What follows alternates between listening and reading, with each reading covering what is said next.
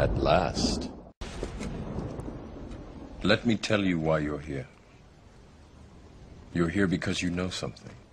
What you know you can't explain, but you feel it. You felt it your entire life, that there's something wrong with the world. You don't know what it is, but it's there, like a splinter in your mind, driving you mad. It is this feeling that has brought you to me. Do you know what I'm talking about? The Matrix. Do you want to know what it is? The Matrix is everywhere. It is all around us. Even now, in this very room. You can see it when you look out your window or when you turn on your television. You can feel it when you go to work, when you go to church, when you pay your taxes. It is the world that has been pulled over your eyes to blind you from the truth. What truth? That you are a slave, Neo. Like everyone else, you were born into bondage, born into a prison that you cannot smell or taste or touch. A prison for your mind.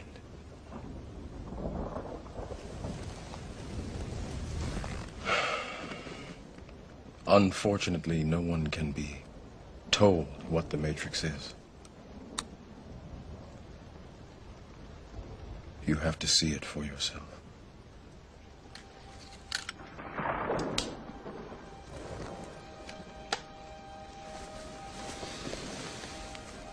This is your last chance. After this, there is no turning back. You take the blue pill, the story ends. You wake up in your bed and believe whatever you want to believe. You take the red pill, you stay in Wonderland, and I show you how deep the rabbit hole goes.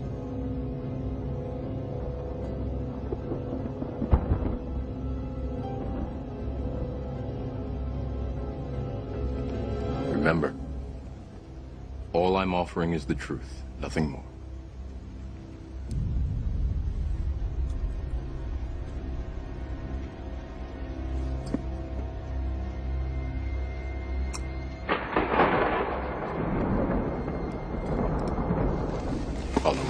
The movie, when the character Neo goes and speaks to Morpheus at the Lafayette Hotel, he sits him down and he says this to him: do you want to know what it is? The Matrix is everywhere. It is all around us. Even now in this very room, you can see it when you look out your window or when you turn on your television. You can feel it when you go to work, when you go to church, when you pay your taxes. It is the world that has been pulled over your eyes to blind you from the truth. And when I heard that paragraph, it just blew me away because there was so much truth wrapped up in that small paragraph. And so when we started when I started thinking about the concept of putting a presentation for this video, I really felt that that would be a good launching point because just the whole concept of the movie itself really is kind of explains how I think we're living in the world today that's run by an elite that we have no idea what's going on behind the scenes. And one of the things that really blew me away was on the internet I found the actual original script for the movie itself. And in the original script, they talk about the Matrix being a euphemism for the government. They talk about the Matrix being a system controlling our lives. And they talk about, in reference to Big Brother and the New World Order. And so they've taken that out of the movie because they didn't want any of that kind of political overtones to the movie and didn't want it to appear conspiratorial. And what is the Matrix? It's control. The Matrix is a computer-generated dream world built to keep us under control in order to change a human being into this. As useless eaters. And we're made to service the world for the people that run the world. Many, many things like this that are done behind the scenes that we don't know about because we're busy. There's so many things that are dominating our lives. And even though technology is supposed to make our lives easier and better, the technology has made us want to do more, and we're so consumed with living our lives, we can't really pay attention to the things that are going on behind the scenes. At a 1991 closed-door meeting of fellow internationalists, billionaire and former CFR chairman David Rockefeller praised his media allies, but his confidence that his words would not leave the room was later broken. We are grateful to the Washington Post, the New York Times, Time Magazine, and other publications whose directors have attended our meetings and restricted their promises of discretion for almost 40 years. It would have been impossible for us to develop our plan for the world if we had been subject to the bright lights of publicity. But the world is now more sophisticated and prepared to march toward a world government. Jean-Claude Trichet, president of the European Central Bank, recently emphasized that the global financial crisis propelled him to collaborate with world leaders in support of global governance. This is, at the level of global governance, something which I trust is of utmost importance. And I would say that we owe this transformation, which again has been prepared. It is something which didn't come as a sharp and, I would say, unexpected event, because it's a beginning of global governance. It was easier, as I said, because of the crisis. The apex of the crisis will be more difficult now. Nevertheless, we need this. And if something has been understood by the layman during this crisis, is that globalization is no more only a topic for lectures and conferences. That's a real... Secretary General had opened proceedings, sticking to his allotted time, calling for international unity. If ever there were a time to act in a spirit of renewed multilateralism, a moment to create a United Nations of genuine collective action, it is now. Now is our time. A time to put the United back into the United Nations. Interpol Secretary General Noble, Deputy Prime Minister of Singapore Wong, Honorable Ministers, ladies and gentlemen, I am pleased to send greetings to this important gathering, as which you are focusing on the vital role of international policing in building sustainable security.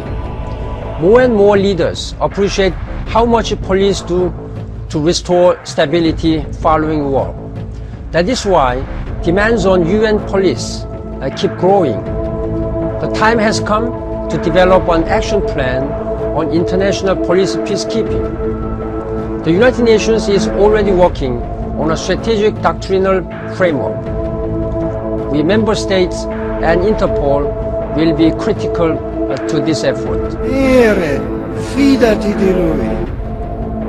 La forza vivificante della sua luce ti incoraggia ad impegnarti nell'edificazione di un nuovo ordine mondiale fondato su giusti rapporti etici ed economici.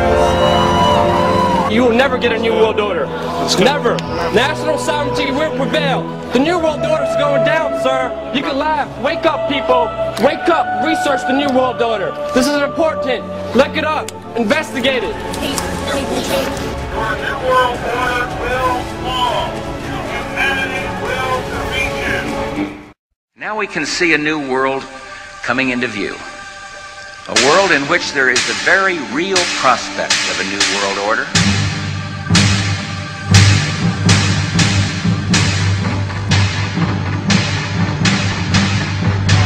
It is a new world order with significantly different and radically new challenges for the future.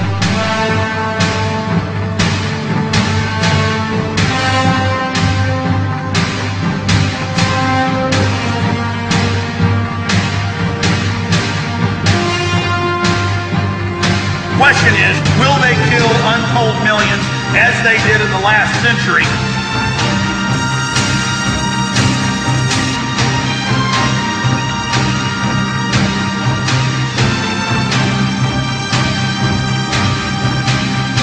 It is not the elite cockroaches that determine that. It is you.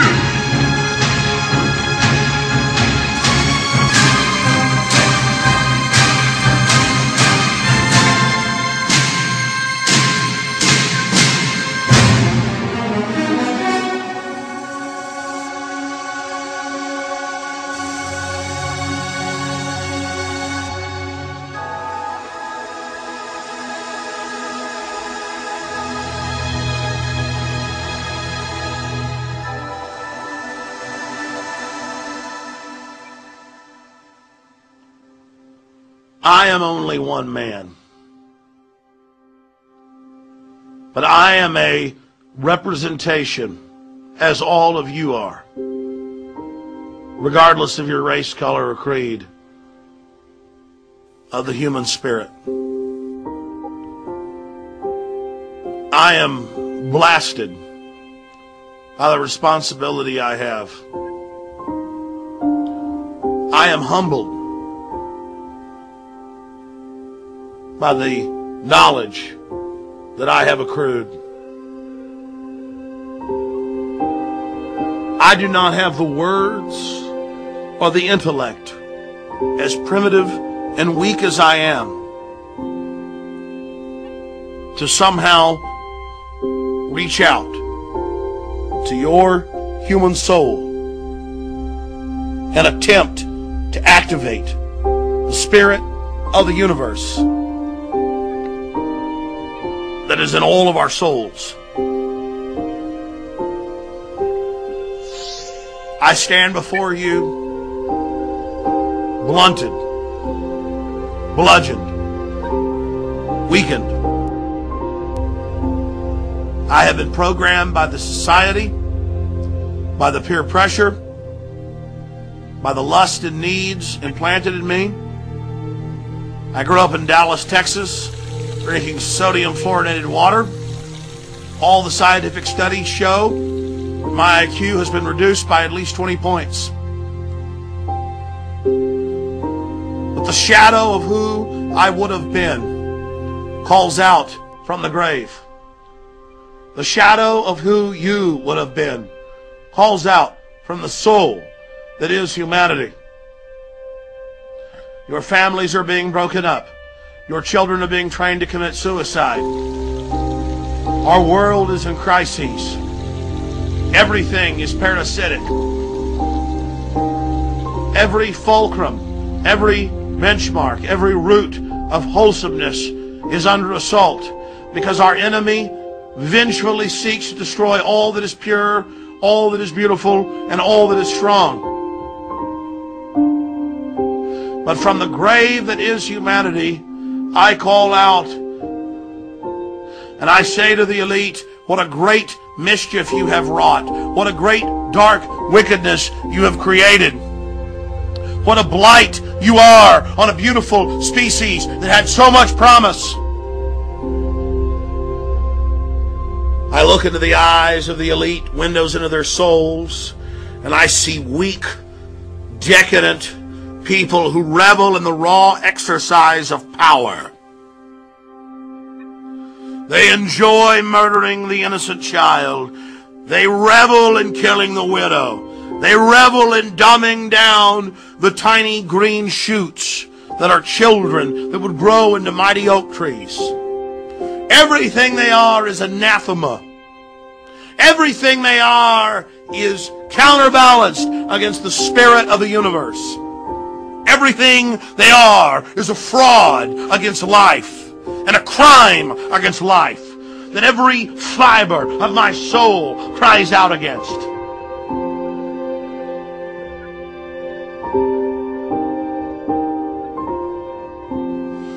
It is a great pain to me to see their work. It savages the core of my soul to witness the innocents degraded, pulled down, bludgeoned, destroyed, burned, decimated, annihilated, kindled to flames that only sparkle in the eye of the psychopath. We are at the crossroads. We are entering a dangerous time in the development of our species. The least you can do is investigate. The minimum that is expected of you as a sentient being is to question your reality. The minimum is that you realize you are in a box and you are being controlled and you are being fed and you are having buttons in your mind pushed and controlled.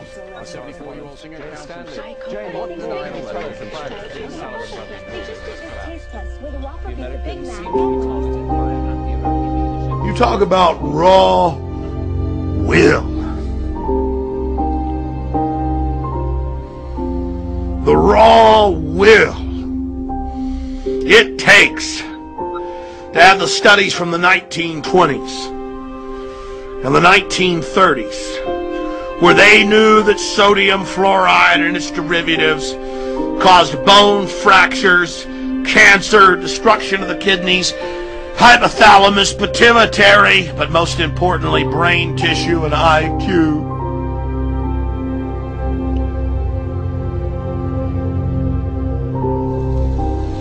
And to put it into our water. And to hurt millions of people. To eat holes in every person's brain listening. To take everything you would have been and to destroy it! That's who you face from the cold depths of the night circle of hell! None of this even means anything, and I cover all their tyranny on the face of it. Total tyranny. What does it even matter anymore? What does it even mean? I have been robbed! At the end of the day, I know we're hurtling into martial law, and there's this great wicked intelligence that scientifically diagrammed and chronicled every single button they have to push to control you to the point of you can't even understand what I'm saying, most of you.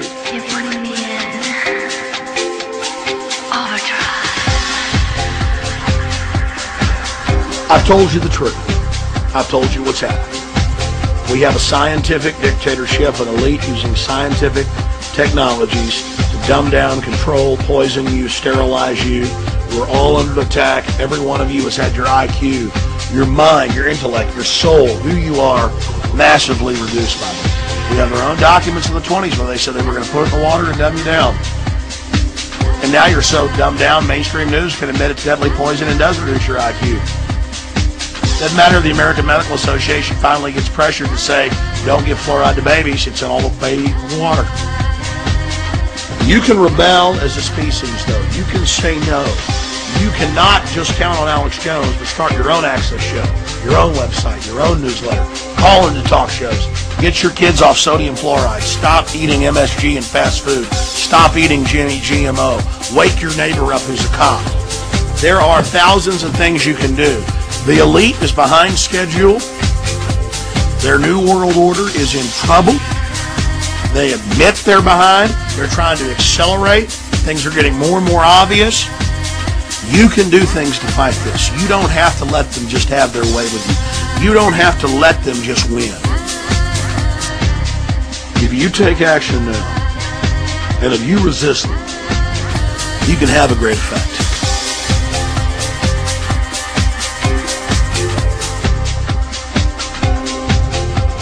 I'm calling for you to break out of your conditioning and to become aware of your conditioning and to use your intellect in any way you see fit to bring the New World Order down.